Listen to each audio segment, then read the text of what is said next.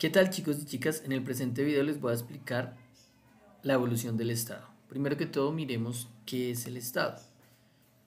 En la actualidad se tienen tres perspectivas de la definición de Estado. Primero, que es una asociación política organizada que requiere entidades gubernamentales, administrativas y represivas para controlar las amenazas externas y el caos interno, es decir, requiere de la utilización de la fuerza para mantener el orden. Dentro de esta perspectiva se tienen dos variantes. La primera, que toda esta organización se logra a través de un pacto entre los humanos que la componen, y la otra perspectiva es que se utiliza la legitimación de la violencia, es decir, el uso de la fuerza para mantener el orden dentro de ese estado. La segunda perspectiva, de la cual el principal representante es Friedrich Hegel, plantea que el Estado es el culmen de la humanidad, es decir, como el punto máximo, como el punto más evolucionado de la humanidad, y dentro del Estado se incluye a la sociedad civil y hace referencia a una versión un poco romántica que es el sacrificio del hombre por el bien de los demás. Entonces, para Hegel y esta segunda perspectiva, el Estado lo que incluye es que las personas sacrifican algunos de sus derechos, ¿sí?, para pertenecer a ese Estado y preocuparse más por el bien común. En la perspectiva número 3 es un aparato para el gobierno que es administrativo y coercitivo. Para Marx, Engels y Lenin es un órgano separado de la sociedad, o sea, el Estado tiene más que ver con la parte gubernamental, ¿sí?, y que representa los intereses de las clases dominantes. Para estos personajes, Marx, Engels y Lenin, el Estado realmente no involucra a todas las personas, sino que es diferente de la sociedad civil y está conformado por las clases dominantes que establecen el orden dentro de esa organización. Bueno, vamos a mirar la evolución del Estado a través del tiempo. En el siglo XV, el Estado se caracterizaba por el poder centralizado en el monarca. Posteriormente a la crisis feudal, el sistema feudal se dio durante la Edad Media, que consistía en un sistema en el que los grandes terratenientes le daban una porción de tierra a las personas pobres para que lo trabajaran, y gran parte de los recursos que producían eran para el dueño, o sea, para el señor feudal. Con esta organización, Europa estaba muy disperso en pequeños feudos.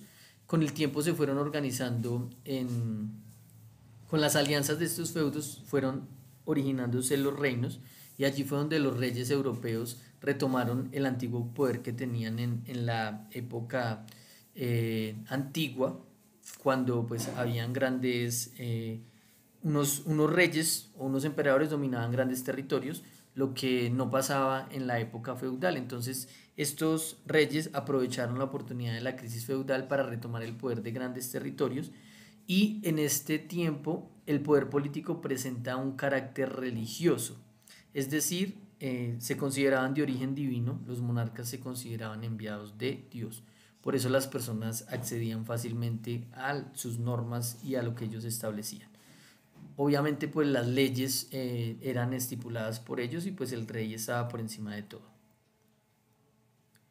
En el siglo XVIII hay un cambio importante y es la creación del Estado liberal. A raíz de las revoluciones burguesas y la independencia de Estados Unidos, las revoluciones burguesas donde está la revolución inglesa, la revolución francesa, con todas estas se crea y se da el fin del antiguo régimen. El antiguo régimen es en el cual domina la monarquía y domina la Iglesia Católica. La Iglesia Católica tenía mucho poder en ese entonces, pero esto representaba algo muy desigual. En el siglo XVIII el Estado liberal tiene las siguientes características. La autoridad política y la soberanía se basan en un contrato y no en el aspecto religioso, como sí pasaba en lo que vimos anteriormente en el siglo XV. El hombre posee derechos inalienables, es decir, que no se le pueden quitar, solo por ser humano ya los tiene, ¿sí?, y estos deben ser protegidos por el Estado. Se busca el bien común a partir de los intereses individuales, es decir, se tienen en cuenta las libertades individuales, pero todo encaminado a garantizar el bien de la sociedad. El Estado de Derecho se crea con un voto restringido, es decir, existe el derecho para todas las personas igualitario, pero es restringido a los hombres.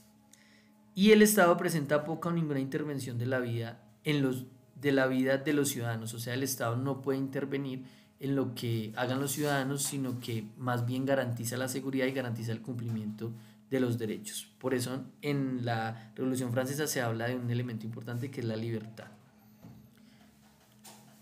Bueno, en el siglo XIX surgen ideologías que van a generar elementos que van a evolucionar el Estado, como lo son el socialismo y el marxismo, que son ideologías que se derivan de, de la reivindicación obrera, es decir, de los grupos obreros que se levantan en contra de los poseedores de la riqueza, ¿sí? Para los cuales consideran que por ser dueños de todos los medios de producción, pues son los que deben tener las mayores ganancias. Entonces los obreros pues empiezan a notar estas dificultades y pues empiezan a manifestarse. Todo esto se da dentro de la revolución industrial y se origina, como ya se los mencioné, por las ideologías del socialismo y el marxismo, que se origina en Carlos Marx, que mira esa relación desigual entre los empleados y los dueños de los medios de producción. Los partidos políticos toman protagonismo, acá aparecen ideas políticas diferentes a las establecidas, y los órganos legislativos se constituyen en instancias de representación popular, es decir, las personas del pueblo empiezan a ser parte de los órganos legislativos, o sea, para elaborar las leyes. El siglo XX va a estar marcado por las guerras mundiales, ¿sí? Entonces, las guerras mundiales y todo lo que va a pasar con esta época histórica va a generar la pérdida de la confianza en el Estado liberal. Entonces van a generarse protestas y el surgimiento de regímenes autoritarios, como lo que va a suceder en Alemania con Adolf Hitler, lo que va a pasar en Italia con Benito Mussolini, ¿sí? Y esto va a originar una crisis del Estado liberal debido a la falta de capacidad de este para garantizar las demandas de la sociedad de la época. A pesar de que se habla de igualdad, a pesar de que se habla de libertad, muchos grupos humanos siguen siendo violentados en sus derechos. Entonces esto da origen a las guerras y de allí va a surgir lo que se llama el proyecto soviético, que es la construcción de la Unión Soviética, que tiene una ideología socialista que pretende que todas las personas sean iguales en cuestiones económicas, políticas, y esto va a dar paso a la creación del Estado Social de Derecho, que también se llama Estado de Bienestar, que es donde los derechos son de tipo colectivo. Entonces los derechos los derechos de una persona terminan donde empiezan los del otro.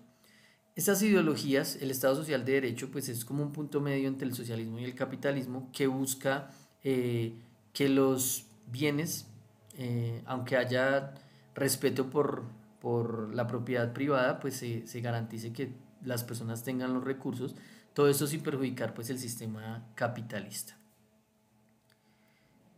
Ya en el siglo XXI, en la actualidad, el Estado se encuentra en crisis por la disminución de la riqueza de sus arcas.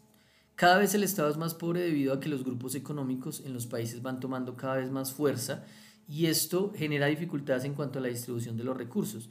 Se está aumentando la brecha de desigualdad a nivel mundial, en nuestro país muchísimo más. Eso quiere decir que los pobres cada vez son más pobres y tienen menos recursos y los ricos cada vez se enriquecen más.